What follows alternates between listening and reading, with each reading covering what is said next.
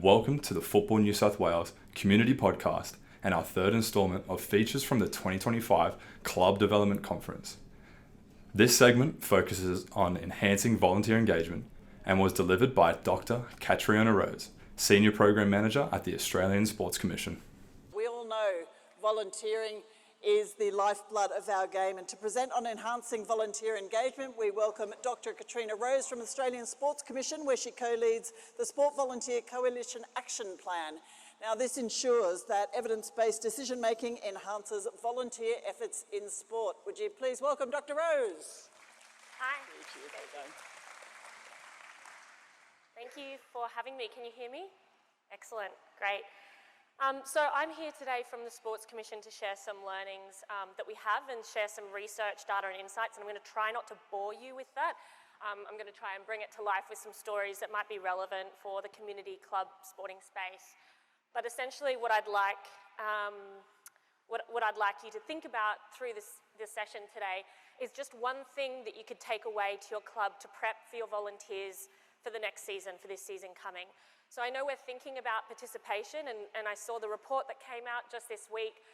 Football in Australia, across Australia, and especially in New South Wales, is skyrocketing, but we can't support the participation growth without invested interest and strategic direction to support our volunteer base as well. So without overloading and overhauling your entire volunteering framework, just think if you could take away one thing from this session today, that'd be great, and potentially even talk to one person as a result of this. Obviously acknowledging the traditional custodians, the one thing that I wanted to make a note on here is something that I've learned. It's the power of yarning in learning and development. So learning from our Indigenous culture here in Australia, the impact of storytelling in improving processes is really critical. And I'd just like to take that through today, so you'll see where I embed that. So this is our role. I wanted to kind of put this up front from the Commission's perspective, that we don't deliver sport at the community level. That's delivered by all of you here today. We're a central body, and two of the core things that we do in the volunteering space is lead connections. So we kind of create networks where we're fostering connections, we create sector collaboration, and we drive the coalition plan. We also enhance capability through resources, so I'll talk a little bit later on about game plan, as well as a volunteer resource hub. Again, it's another resource, and we don't want to overburden our volunteers, but it is there, and it is a collection of resources from across the sector that is built to support community club development in volunteering. And this is led by the Sport Volunteer Coalition. So this is our current coalition. It's made up of 10 change makers across the sector at all different levels. You'll see Dr. Aish Ravi is heavily involved in multicultural women and girls football in Victoria. She's a community level coach and is advocating on that level at the national stage where we need to take volunteering into the future. And you'll see this action plan. Perhaps you may have seen it, you may have heard about it. This is essentially the core tenet of what we're trying to achieve for the future vision of volunteering in sport. And it's founded on 4 key themes: celebrate, empower, reimagine, and innovate. And I think we can all agree that we've worked really hard in the celebrate space. We've got volunteer awards. National Volunteer of the Year last year was awarded at the Australian Sports Commission National Awards. Went to Julie Keller from a paddling club down in Tasmania. But essentially, this is a national plan. And what we've been doing at the Commission is working in that celebrate and empower pillar across sport. But what we're turning our attention to now is fundamentally the community aspect. So I'm really keen to hear from some of you in the networking sessions at morning tea, if there's something we should be learning about and hearing from your perspective to embed in the future vision of this strategy. So this is the vision. This statement is what we're working towards, and it's built on research that I'll talk about a little bit later on. But essentially, it's that people from all walks of life can see themselves in volunteering positions, and that it's not just about what the club gets out of the volunteer, it's about what that volunteer might be able to gain from being part of a community club. I have personally been a member of sporting clubs where the volunteers are literally the culture. So if we can think about that and think about our volunteers as members of the club, not just facilitators of participation, then we can create a better environment. So when you tap someone on the shoulder to come and be a volunteer, they know that it's going to be a good time because they've heard from other people that it's a good time. And this is all embedded within Playwell. So this is our national participation strategy. I don't think I need to go into too much detail here. It's on our website if you want to have a look further. But essentially it kind of goes to what Matt was talking about just before, and the club culture. So you'll see on the priority areas, number 6, it's transforming culture. This is where the volunteers play a critical role in upholding the culture that we're trying to create in sport. That's one where it is fair, it is safe, it is welcoming, it's inclusive, and you feel supported to do what you're there to do.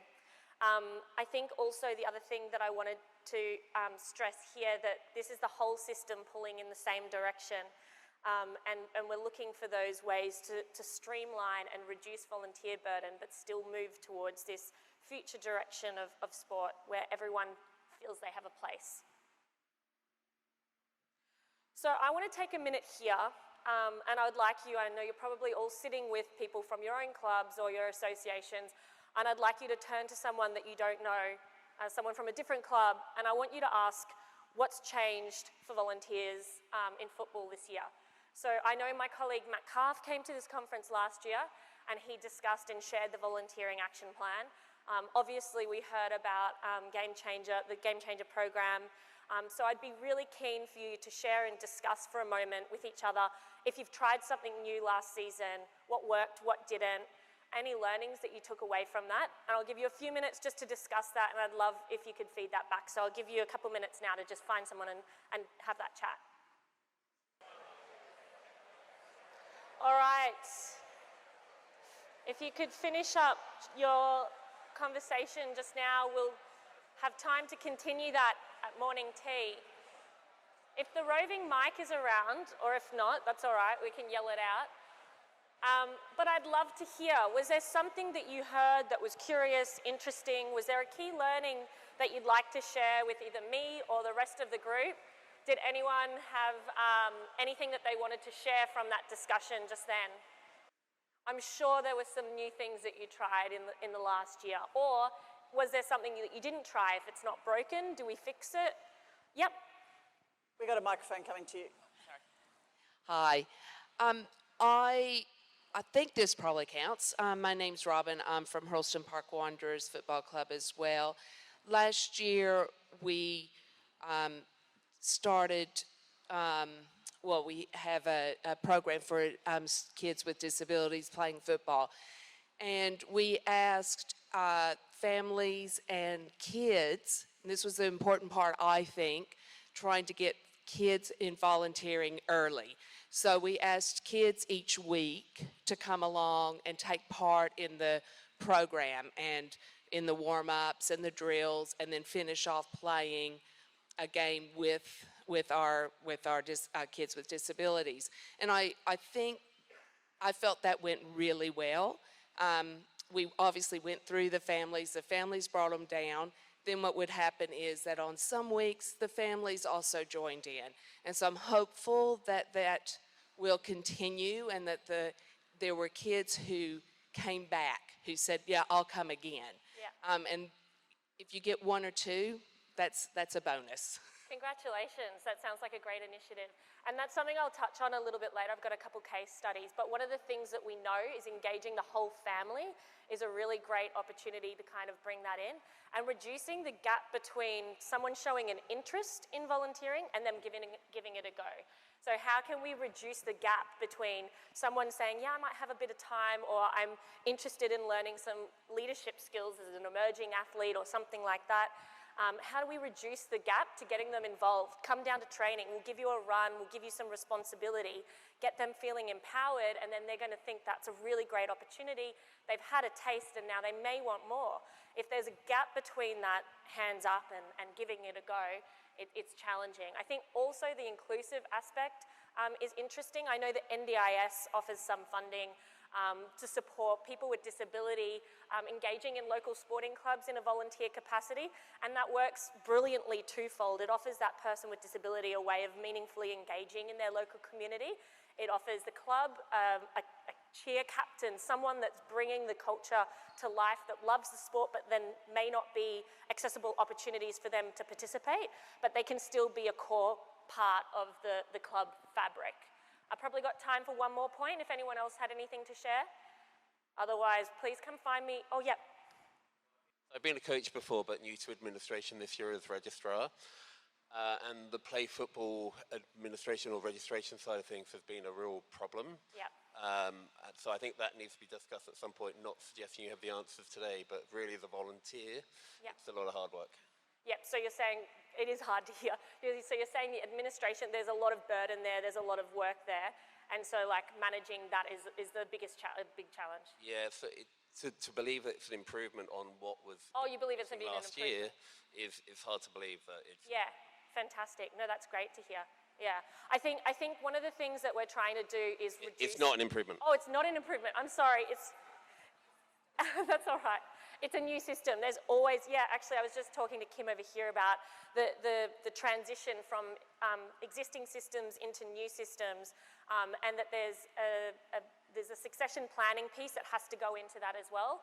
A lot of retained knowledge in volunteers, if that person moves on or if the system changes, creates extra burden, obviously, on either the incoming system, learning something new, or onboarding a new volunteer. So we are aware of things like this and systems changing and modifying, and we're doing a little bit more work on understanding how we can smooth that change process and take stuff off, sort of like streamline it a little bit. So yeah, please come and find me. I'm really keen to hear more about what's working and what's not, so that we can direct our future research efforts in this space. So this is our volunteer action plan. I'm conscious of time, so I won't dive into it, but I just wanted to identify that we've done a lot of work in the celebrate and empower piece. So that's the celebrating of our volunteers, creating awards and recognition and acknowledgement, and empowerment. So that is, providing resources that you have access to. What we're trying to work towards now is how we're reimagining what volunteering looks like, and then innovating to essentially create that ideal volunteer experience. And I do not mean innovate in the sense of create more resources, more burden. I think, how can we innovate to streamline and go to the core of what the problems are, or support your clubs with understanding what those problems are, so you're not overhauling everything, you're just fixing maybe one key issue that might solve for a larger problem.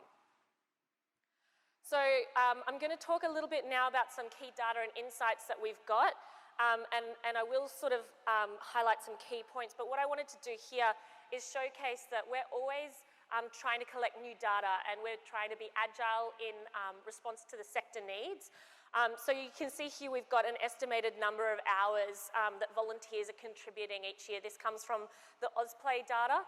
And essentially what I want to point to is the fact that this information can be great in having strategic conversations and prioritising the efforts that our volunteers do.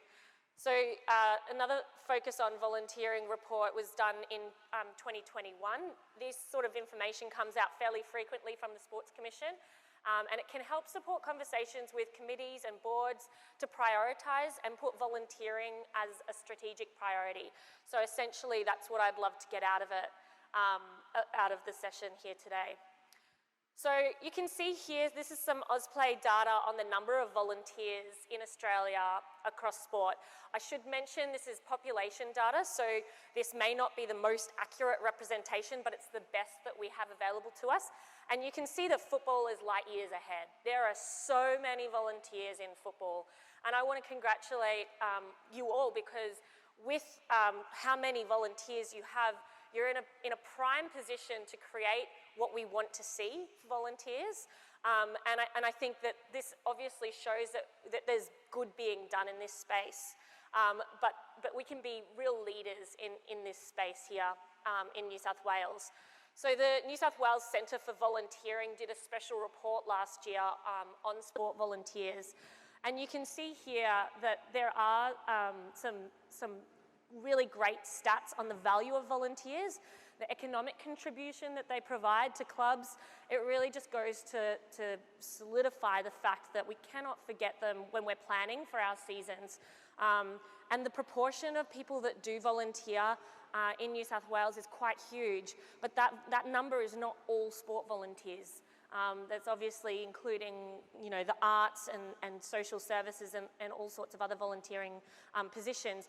But what we need to be working towards is how can we make sport volunteering the number one place that people think of going to when they have some time to volunteer. This is the Community Perceptions Monitor that the Sports Commission puts out once a year. We currently have some data on volunteering. I don't think much of this will come as a surprise to any of you in the room. Most volunteers do actually report positive experiences, and they come in the form of giving back, having fun, a sense of community, spending time with others, and they find fulfillment in achieving goals that are unique to them but also to the community and club. However, the negative comments speak to the behaviour of spectators and participants, which we heard before just now as well. That culture where a volunteer is being reprimanded or they're receiving negative feedback, negative behaviours towards them, that's really critically, a surefire way to end that volunteer's role. I think the other thing that I wanted to point out here is a volunteer's first experience is their most formative. If they have a really great first experience, they're likely to try and put their hand up again, or if you approach them, they're more likely to say yes. If they have a bad first experience, forget it. They're not coming back in any sport, in any way, they won't do it. So I think that it's really important to focus on the experience of our new volunteers, whilst also considering how we can continue engaging our existing volunteer base. Now that's the data. I'm happy to speak further to that out of the session, because I know not everyone's a bit of a nerd like me, but I wanted to use some case studies now to bring this to life. So I wanted to use a case study from the North Geelong Football Club. So we hosted a webinar last year where Courtney and Dennis Vodopich from the North Geelong Football Club came and spoke to the community around what they've done in the volunteer space and how they've used data on their volunteers to create change. So what they did first and foremost was did an audit of all of their volunteer roles. They kind of mapped it out. They sat down for a full committee session and go, what are all of our volunteer roles? And what are the tasks in all of those roles? So they got a very clear picture on what needs to be done to execute a football season at their club. And then they matched those volunteer roles to people in their community that have those skills. So you can see in the bottom middle of the bottom middle photo, that's a photo of Kruno Majorak with a counsellor. He's skilled in grants writing. So they recruited him to do all of the grants writing for their club. You can see in the top left photos, this is the club grandmas making food for an event, and it's an opportunity for them to connect, yarn, catch up, provide for their community. So they're creating a culture within their club that volunteering is a space that people can contribute in ways that's meaningful to them, but it also gets the jobs done. The other thing that they did was that they identified a need to provide training and on-the-job skills that could be used by either their youth. So you can see there's some girls working in the cafe, so they can learn cafe skills or officiating skills, and then they can go and gain part-time employment through that. So there's value to that volunteer in that way. And they also identified that there's a strong multicultural community around that club, and that was also a way of integrating that community into the local football club. So it was a great outcome for that club, and they have no issues in getting those volunteers to the club. The one other thing that I will mention is that they didn't hold so tightly to the volunteer role. They were quite happy to split roles or to share roles or to go, you've got this skill and together you can kind of contribute. I think that's really helpful, but they could only do that once they had done the full audit of what they needed to get done. And this is another club, the Mandurah City Football Club, that we also spotlighted in a recent volunteer newsletter. So this is obviously a club, Change a Club, that did a really great job in that that first step into prioritising volunteering. So this club provided opportunities to improve the skills of their officials. So they had hosted a referee course at the club, and they kind of then gave those referees opportunities to execute those skills in their mini Ruse program and their mini Tillies programs. They appointed a director of volunteering.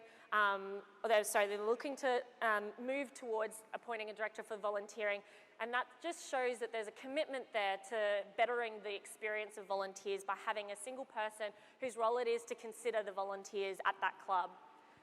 So this is the report that sort of that created a lot of the work that we're moving towards now, and what I'm going to show you next is the framework for change in volunteering. So I want you to kind of consider just one or two elements of this framework, but it's embedded in a lot of research that was done across the sector that really puts the volunteer at the heart of what we're trying to achieve. So thinking about what the volunteer experience is like, what their restrictions might be, and what they want to get out of it is critical in designing volunteer roles that they want to participate in. And so this is the framework. I'm not going to go into detail because I've got a couple of videos that will explain it better than I will. But you've got 5 key elements around the circle. Make it feel like I belong, make it easy to get involved, tailor the roles to support my needs, support me, and create value for the club and for the individuals. So they're the core tenets of what we're trying to achieve through volunteering.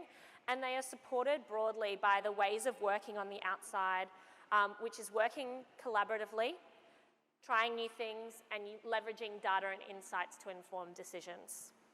So that is a first look. That hasn't been officially launched yet, but that's the first look of the first video, the introduction.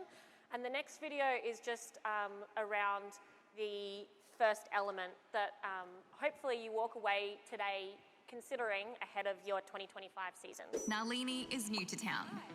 She loves netball and wants to get involved in her new community. But finding a volunteering role that will fit in with her job is proving hard. Whether you're a lifelong sports fan, new to sport, or just moved, it should be easy for people to lend a hand at your club. Volunteers are the heart of Australian sport. And many sports think their doors are open. But the reality is very different. Some clubs are in the habit of asking the same people to help again and again. And some volunteering roles may seem intimidating or take up a lot of time. But things are changing. There's a new way of thinking about the sport volunteer experience. And a key part is to make it easy to get involved. Start with communication. Let people know when you need volunteers. And have a clear point of contact for new helpers. Allow flexibility. It should be easy for volunteers to start, stop, or change roles. Making it easy to volunteer, being clear about how to get involved, and being flexible can make sport volunteering more achievable and attractive for people in your community. Change starts with small steps. Look at how you can work collaboratively with clubs around you. Try new things. And use data and insights to your advantage. If volunteering is easy, people will enjoy doing it, which can open doors for more volunteers, benefiting your club as well as the people involved, which is a win-win for everyone. So what steps can you take to make it easy to volunteer at your club? For more information, go to the Sport Volunteer Resource Hub. So hopefully that gave you a bit of an indication of where we're heading, and I think you'll see some kind of common themes with make it easy to get involved. Can we be flexible or agile in the way that we do our volunteering roles? Can we connect with other community clubs and understand what they're doing around volunteering? And maybe that's in joining the National Volunteering Focus Group that was mentioned earlier today. So I think that's kind of fundamentally what I'd hope that you kind of walk away from this presentation with is that first step. What does your front door look like? So gearing up this season, I'd like to take just another 2 minutes this time, so not as long as last time, but just talk to someone next to you around what that front door looks like and whether or not you've considered how that looks for this season coming, and or if you should be reflecting on what that looks like from seasons past gone. So maybe 1 to 2 minutes just on this one now. So. Alrighty, thank you. So I am conscious that I'm standing between you all and your next coffee break. So I won't get you to feedback that what you just heard just then, but I'd really love, again, if any of you would be welcome to come and find me after the session, because I'd be really keen to understand what your thoughts are on what that front door looks like, and if there's some opportunities that you might have this coming season to reflect on what's worked and what hasn't in seasons gone.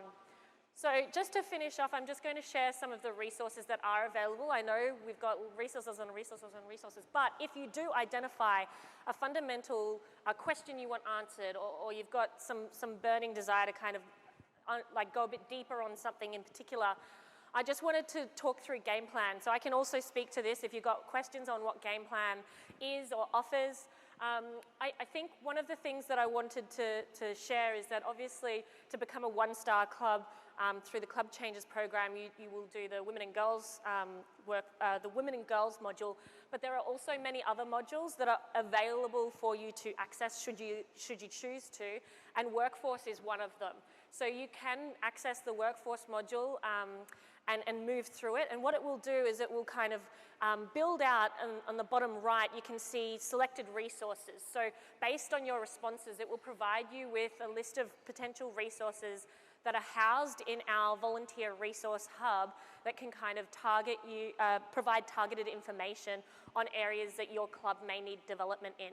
And one of the things that I've spoken to Trev about recently is this concept of succession planning, and how do we plan for when volunteers come and go, as they inevitably do, and how can we mitigate the risks that are involved or the challenges and the burden that's involved in that. So there is targeted resources there to support you in that planning space.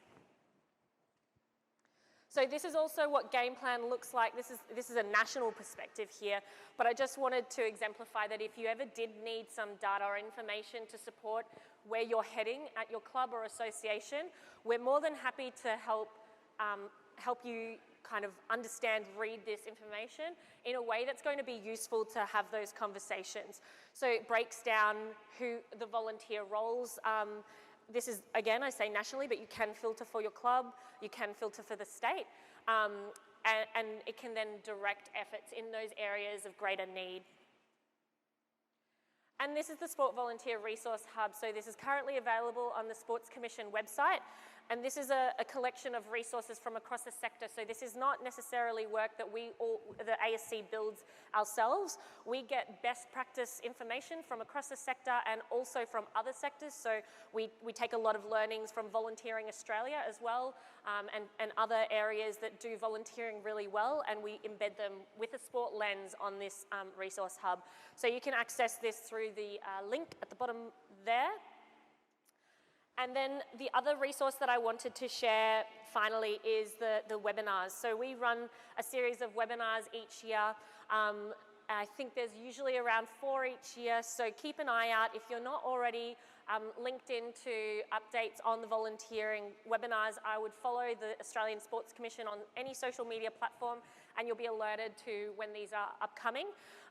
Also, all past webinars are available, so if you're curious about Courtney and Dennis Vodopich from the North Geelong Football Club and what they did in volunteering, their webinar is on this website. So I'm happy to share that afterwards, and I know that this information will be shared later, so if you want to rewatch that's available for you. So I just wanted to end on a call to action. So I just encourage you all to consider volunteers this season.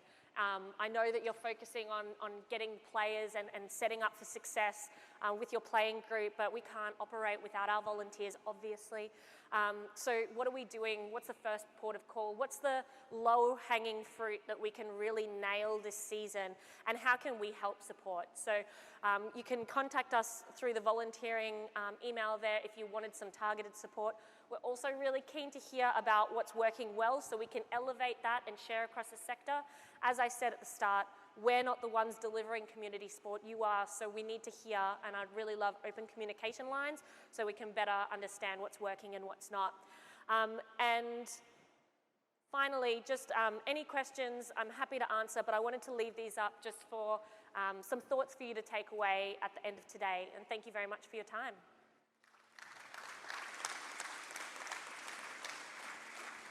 Catriona, thank you very much indeed. Folks, does anyone have questions that they would like to ask in this forum here? If so, we do have a microphone. It's always tough being the last person before a coffee break. No, everyone's just like, I need that caffeine. I think that was super comprehensive, and Dr. Rose has very kindly said she will share the slides. We will be sharing the slides in due course.